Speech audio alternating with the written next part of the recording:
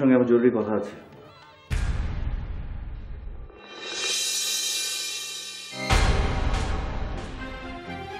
কি আশ্চর্য, আপনি শুনতে পাচ্ছেন না? আপনার সঙ্গে আমার জরুরি কথা আছে, ঘুমটা ওঠান। আসলে আমার একটা স্বপ্ন ছিল, এক রাজকুমার এসে বাসর রাতে আমার ঘুমটাটা খুলে দিবে, অ্যান্ড ওই দেখাটাই আমার প্রথম ভালোবাসা হবে। স্টুপিডের মতো কথা বলছেন কেন? আমি কি বলছি আপনি সেটা বুঝতে পারছেন না?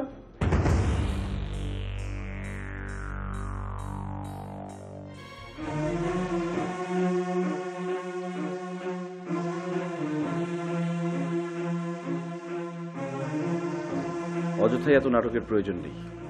যা বলার আপনাকে স্ট্রেট বলছি, আমি আপনাকে বিয়ে করতে পারবো না। কি বলছেন?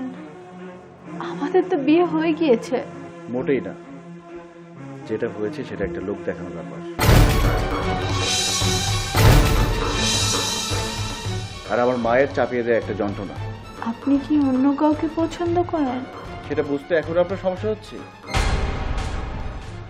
আসলে আমার মা অসুস্থ, আর মায়ের সবসময় ইচ্ছা ছিল নিজে পছন্দ করে আমাকে বিয়ে করাবেন, কিন্তু বছর খানেক আগে আমার একটা রিলেশন হয়, আমি সেই রিলেশনশিপে খুব লয়াল।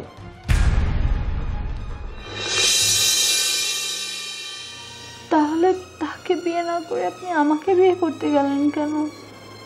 আজব তো, আপনাকে কি বলছি, আমি মাকে কোনোভাবে বিষয়টা জানাতে পারিনি আমি। তাছাড়া মায়ের হার্টের সমস্যা ছিল, ডক্টর বলেছে মাকে কোনো রকম টেনশন দেওয়া যাবে না, আর তাই আপনি আপনার মাকে সুস্থ রাখার জন্য মায়ের পছন্দ একটা মেয়েকে বিয়ে করতে রাজি হয়ে গেলেন? হ্যাঁ, এছাড়া আমার আর কোনো উপায় ছিল না। এখন আপনি যদি আমাকে একটু হেল্প করেন তাহলে আমি পুরো ব্যাপারটা সামলে নিতে পারবো। আমি আপনাকে হেল্প করব? কিভাবে? আপাতত মায়ের সামনে আমরা হাজব্যান্ড ওয়াইফের মতোই থাকবো। মা কয়েকদিন পর আজমির শরীফ চলে যাবেন, এরপরে দুজনে মিলে একটা পুরো ব্যবস্থা করে ফেলবো। আপনি কি বুঝতে পারছেন আমি কি বলছি? জি, আমি বুঝতে পারছি।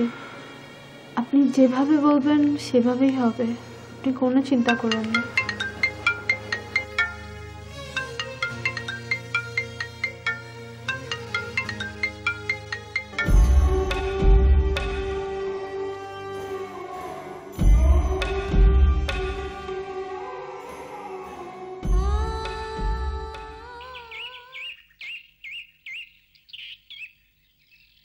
তুমি বসো তো বৌমা, আমি নিজেই করতে পারবো।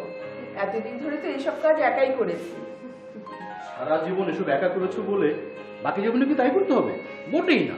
বাড়িতে এখন নতুন বউ চলে আসছে, তোমার সবচেয়ে কাছের মানুষ। কি বৌমা, ঠিক বলেছি না? জি মামা, আপনি একদম ঠিক বলেছেন। আপনি বসুন না মামা, আপনি দাঁড়িয়ে আছেন কেন? আপনাকে কি দিব বলেন? হ্যাঁ, মানে বসতে তো হবেই, কিন্তু মানে এই ব্রেকফাস্টের জন্য তো বসতেই হবে। কিন্তু আমি বেশি কিছু খাবো না, আমি তো একটু ডায়েট করছি, তাই অল্প অল্প খাবো। তোর এই বাজে কথা বন্ধ করতো। বৌমা ব্রেকফাস্ট দিচ্ছে, খেয়ে নে। তা অবশ্য ঠিক, মানে একটু তো খেতে হবেই। আসলে একজন বড় মনীষী বলেছেন, খাওয়া দাওয়ার উপরে কোনো বিরাগ করতে নেই, তাতে উপরওয়ালা নাখোশ হন। বৌমা, আমাকে বেশি কিছু দিও না, এই অল্প কিছু দাও। 6টা পাউরুটি, 3টা ডিম আর 4টা কলা। খবরদার বৌমা, ওকে 2 পিস পাউরুটি আর একটু জেলি দাও। দাও দাও দাও। একটা ডিম দাও।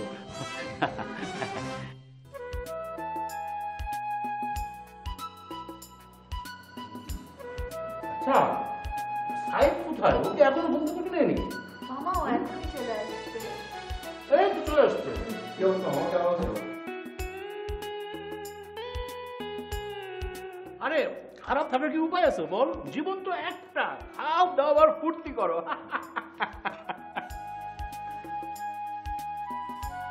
এই কি অবস্থা?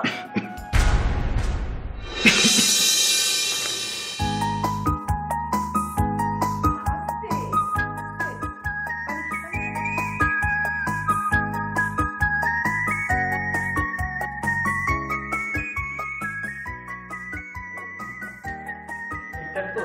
হ্যাঁ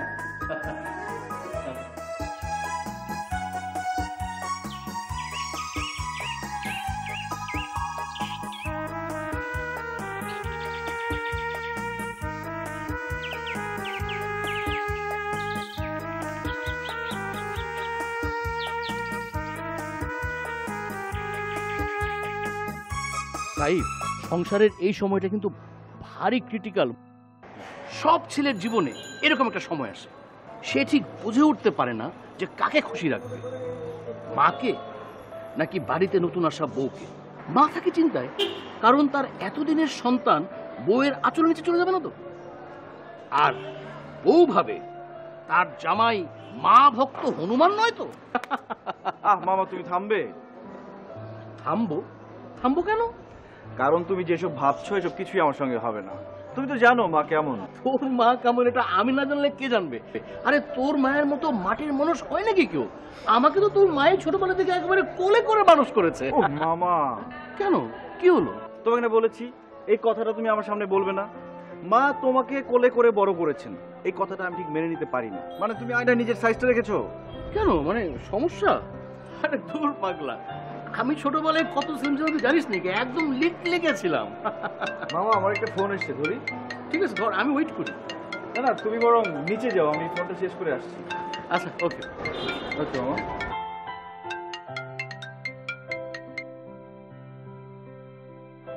হ্যালো, কি ব্যাপার, বউকে পেয়ে আমাকে ভুলে গেলে? কি যে বলো না, বউকে তো আমি শুধু বিয়ে করেছি, কিন্তু তোমাকে তো ভালোবাসি। অথচ সকাল থেকে সেই ভালোবাসার মানুষটার একবারও খোঁজ নিলে না। আরে না, আমি মাত্রই তোমাকে ফোন করতাম, আর এখনই তুমি ফোন করেছো। ও, টেলিপ্যাথি? হ্যাঁ সেটাই তো দেখতে পাচ্ছি।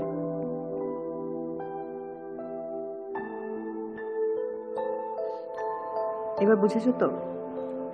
তুমি আমাকে ফেলে অন্য একটা মেয়েকে বিয়ে করার পরেও তোমার প্রতি আমার ভালোবাসা কমেনি। প্লিজ ফারিয়া, তুমি আমাকে একটু সময় দাও, দেখো আমি সব ঠিক করে ফেলবো। মিট করবে? অবশ্যই। আচ্ছা ঠিক আছে, তুমি রেডি হও, আমি তোমাকে পিক করবো। হ্যাঁ, ওকে, বাই।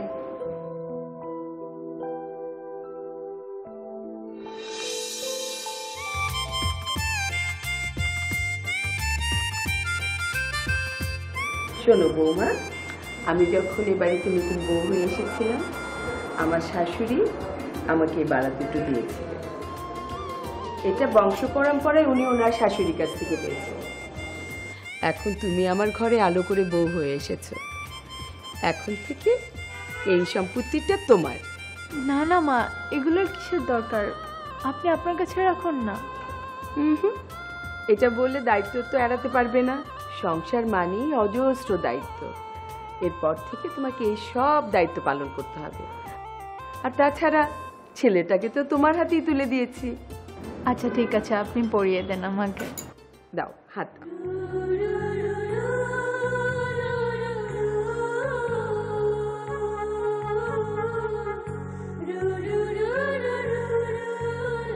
সাইফ একটু অগুছালো, ছোটবেলা থেকেই ও এরকম, কিন্তু বিশ্বাস করো ওর মনটা একদম পরিষ্কার। তোমাকে একেবারে বুকের মধ্যে করে আগলে রাখবে, আজীবন রাখবে, এরকম আমার বিশ্বাস। শোনো মেয়ে, তোমার কিন্তু মিসআন্ডারস্ট্যান্ডিং হলে চলবে না। এখন থেকে সাইফের মিসেস আন্ডারস্ট্যান্ডিং হতে হবে, পারবে না?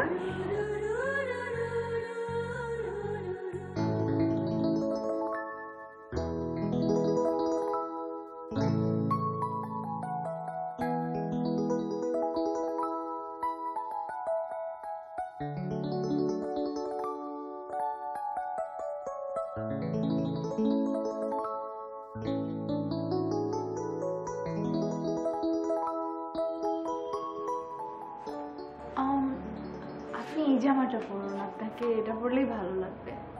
আর you sure? White, not bad. Okay, আচ্ছা শোনো, আমি ফারিয়ার সাথে মিট করতে যাচ্ছি, তুমি এদিকটা একটু ম্যানেজ করো। ঠিক আছে। ওকে।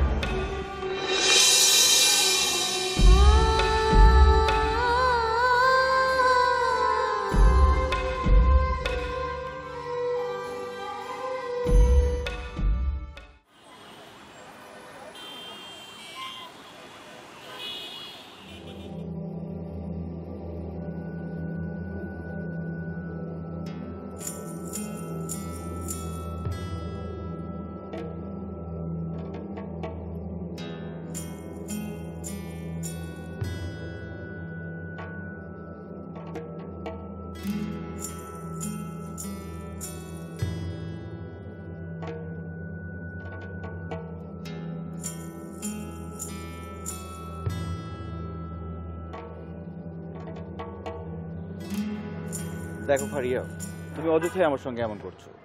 বিয়েটা তো আমি নিজের ইচ্ছে করিনি, আর যেটা করেছি তোমাকে জানিয়েই করেছি। তো তো মানে কি? তুমি এমন করলে আমি কোথায় যাব বলো? আগে না হয় তোমার যাওয়ার জায়গার অভাব ছিল, কিন্তু এখন তো আর যাওয়ার জায়গার অভাব নেই। যাওয়ার জায়গা তো একটা আছেই। এসবের মানে কি? মানে তোমার বাসা, তোমার ঘরের বউ, তুমি তো চাইলেই তার কাছে আশ্রয় নিতে পারো। ফারিয়া দেখো প্লিজ, এসব কথা আমাকে বলো না। আই লাভ ইউ লট, তুমি এটা খুব ভালো করেই জানো। বাদ দাও এসব কথা। দেখো লাইফটা তোমার, তো ডিসিশনগুলো তোমাকেই নিতে হবে। আর এসব নিয়ে আমি এখন আর মাথা ঘামাই না।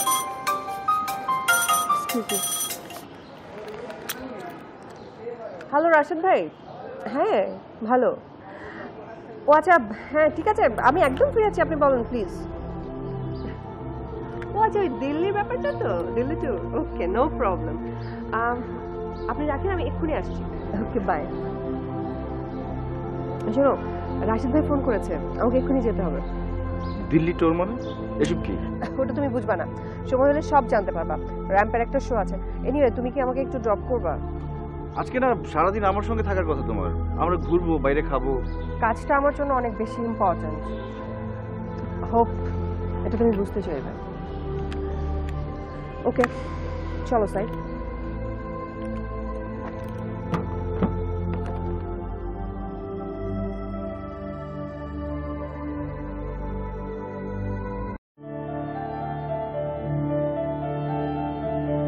দেখো ফারিয়া, তুমি তো জানো আমি তোমার জন্য কি ভাবি, কত কষ্ট করে, কত কায়দা করে স্পেশাল কাজগুলো তোমার জন্য আমি নিয়ে আসি। হ্যাঁ সে তো আমি জানি, খুব ভালো করেই জানি। আর এটাও জানি যে তুমি আমাকে কতটা পছন্দ করো। বৌমা, বৌমা, জি মা। সব ঠিকঠাক হয়ে গেছে, কাল দুপুরেই যাচ্ছি আমরা। আবিদ মামা যাবে না? না না, ওই পাগলকে নিয়ে আমি কোথাও যাচ্ছি না। নিজেকে সে মনে করে ওভার স্মার্ট, আসলে তো সে দুনিয়ার বোকা। ও ঢাকায় থাকে। আর শোনো বৌমা, তোমার যদি দরকার হয় তাহলে তুমি ওকে ডেকে নিও। তারপর শেষ করে আমরা একসাথে থাকলাম, একসাথে ঘুরলাম, খেলাম। তোমার জন্য আমি আজীবন ফ্রি ম্যাডাম। সাইডটা নিশ্চয়ই কোনো জরুরি কাজে আটকে গেছে, ফোনটাও ধরছে না। তুমি নিজেই বললা যে ও জরুরি কোনো কাজে আটকে গেছে, এখন আমার দুশ্চিন্তা করতে